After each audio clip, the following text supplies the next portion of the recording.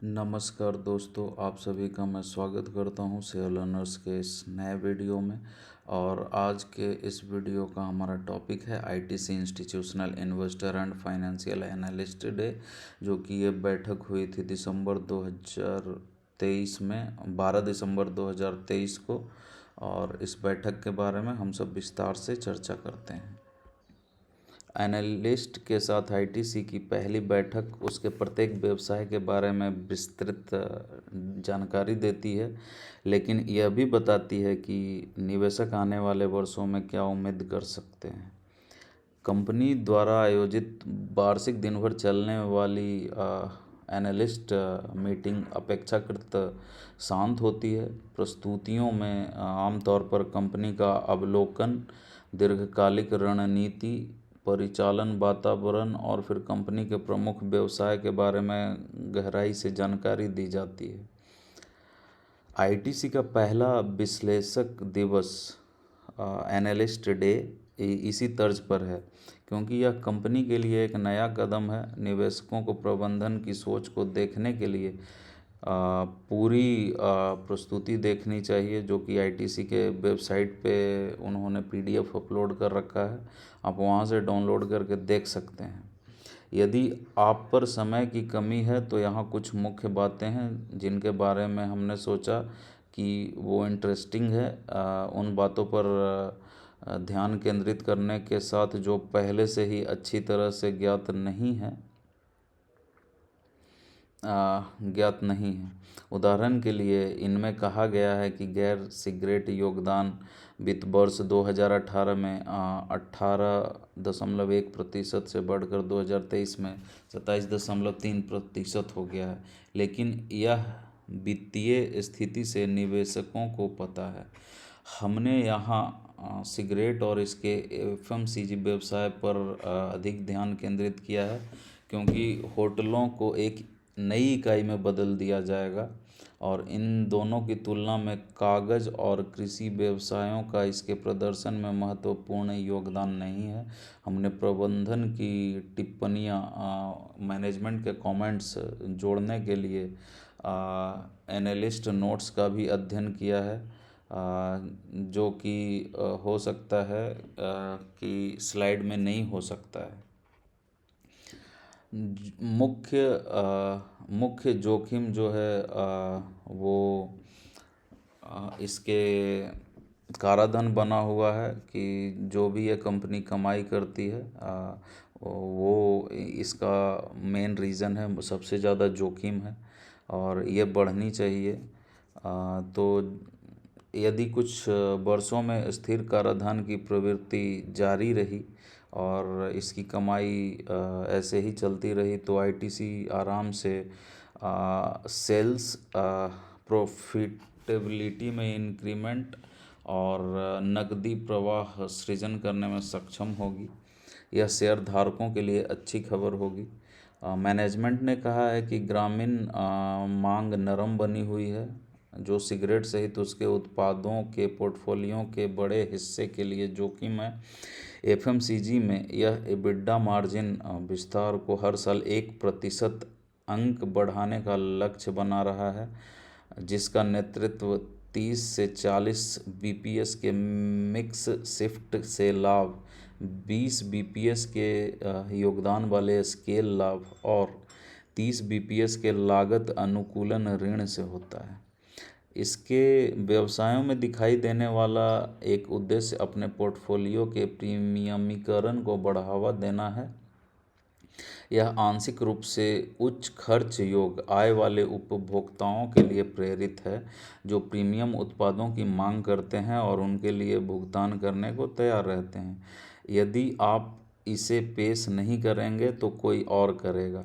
Premium के भीतर भी सुपर प्रीमियम श्रेणियां उभर रही हैं।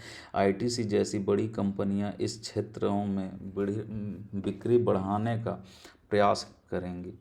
विकास के अलावा ये उत्पाद असमान रूप से उच्च मार्जिन में भी योगदान देते हैं। आईटीसी विकास के कई चालक तैयार करना चाहता है, ये अपने कमाई के और भी तरीके बढ़ाना चाहता है। मुख्य व्यवसाय का विस्तार और बचाव करना जो पहले से ही बड़े और बढ़ रहे हैं।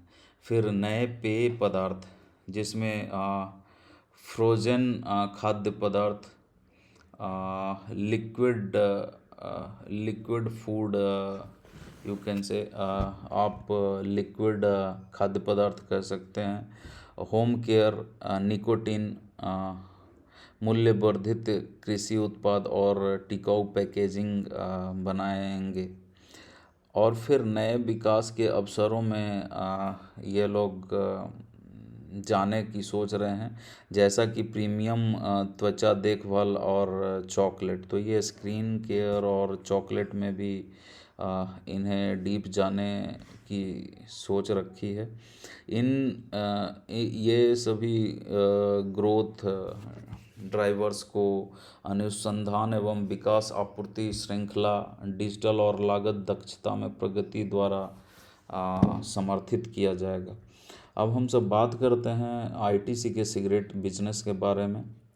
वित्त वर्ष 2013 से कर वृद्धि के प्रभाव के कारण सरकार ने टैक्स बढ़ा दिया था 2013 में, जिसके कारण वर्ष 2021 तक वॉल्यूम में 30% की गिरावट आई। लेकिन तब से वित्त वर्ष 2023 के बीच इसमें 37% की वृद्धि हुई है। एक स्थिर कर व्यवस्था, अवैध रूप से बेची गई सिगरेट से हिस्सेदारी पुनः प्राप्त करना और पोर्टफोलियो परिवर्तन ने इस सुधार में योगदान दिया है। सिगरेट में आईटीसी के मुख्य उद्देश्य हैं तंबाकू बास्केट के भीतर सिगरेट की क्षमता को अधिकतम करना, जो बीड़ी या चबाने वाले तंबाकू जैसे गैर सिगरेट प्रतिद्वंदियों के खिलाफ हैं, अवैध व्यापार का मुकाबला करना और बाजार में अपनी स्थिति को मजबूत करना।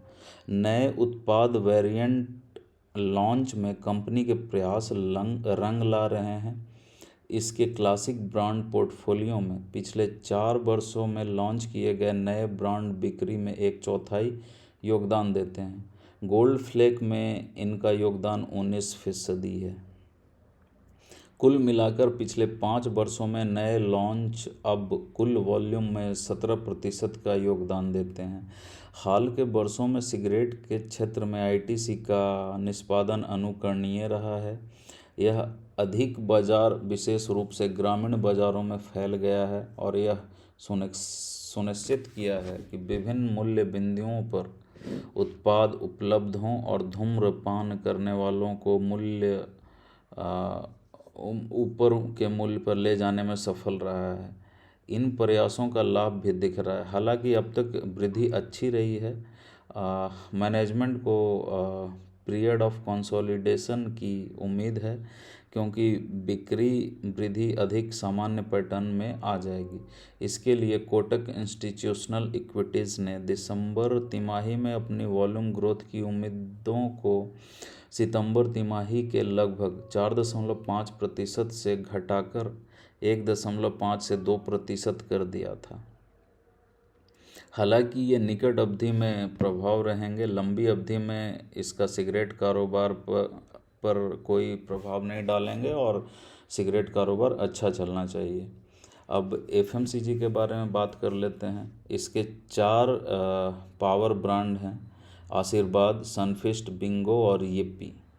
2013 और 2023 के बीच 12% CAGR के साथ विकास का, ग्रोथ का ये सपोर्ट कर रहे हैं और नई श्रेणियों में अल्फा जोड़ रहे हैं।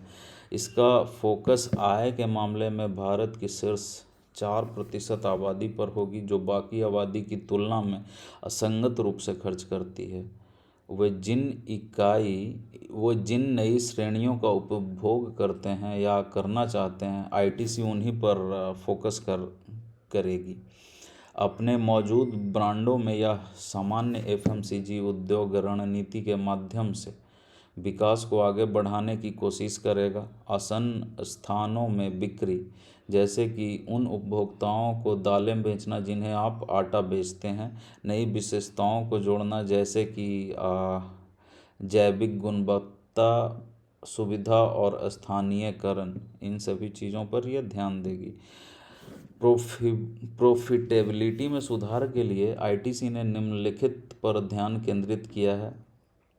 एक वितरित स्मार्ट बी इनोवेशन सेटअप, बेहतर लागत प्रबंधन और परिसंपत्ति उपयोग और अधिक प्रीमियमीकरण। वर्तमान में खाद्य पदार्थों का 1/3 पोर्टफोलियो प्रीमियम उपश्रेणी में है। अब हम इसके पर्सनल केयर सेक्टर्स में क्या क्या प्रोडक्ट्स हैं उनके बारे में बात करते हैं। तो पर्सनल केयर में ये पर्सनल वॉश जैसे साबुन, बॉडी वॉश में यह एक बड़ी ही कम्पिटिटिव सेक्टर है और इसमें मार्जिन पर भी दबाव है और यहाँ से कंपनी को बहुत ही कम प्रॉफिट जनरेट कर पाती है। यहाँ उपभोक्ताओं को प्रीमियम उत्पादों और हैंडवॉश जैसी उच्च मार्जिन वाली श्रेणियों में अपग्रेड करने और ई कॉमर्स जैसे नए चैनलों में हिस्सेदारी बढ़ाने के अवसरों का पीछा किया जा रहा है। अब कैपिटल एलोकेशन के बारे में बात करते हैं तो कंपनी मैनेजमेंट ने यह भी संकेत दिया है कि उसे पूंजीगत निवेश में सालाना लगभग 3,000 करोड़ रुपए का निवेश करने की उम्मीद है, जिसमें 35 से 40% एफएमसीजी को और 30 से 35% पेपर को आवंटित किया जाएगा। 2023 की पहली छमाही में शानदार तेजी के बाद आईटीसी के शेयर दूसरी छमाही में सीमित दायरे में रहे हैं। इसका कुछ हिस्सा होटलों के अलग होने से जुड़ा है, जिससे शेयरधारक खुश नहीं थे, लेकिन यह अन्य बड़ी एफएमसीजी कंपनियों के सामने भी विकास में उसी मंदी का शिकार रहा है, जैसे कमज़ोर ग्रामीण विकास और उत्पादों और कीमतों की मांग पर अस्थिर इनपुट कीमतों के प्रभाव को प्रतिबंधित करने की चुनौती। हालांकि तुलनात्मक रूप से इसने प्रतिद्वंदी हिंदुस्तान यूनिलीवर HUL से बेहतर प्रदर्शन किया है, लेकिन दिसंबर में अंतर कम हुआ है। तो 2024 के बारे में बहुत कुछ इस बात पर निर्भर करेगा कि ये दोनों कंपनियां HUL और ITC जो कि FMCG बिजनेस में हैं, तो इनके सामने आने वाली बाज़ार की उथल पुथल से ये कैसे निपटती हैं, ये मार्केट में अपने डिमांड और सप्लाई को कैसे बढ़ाते हैं।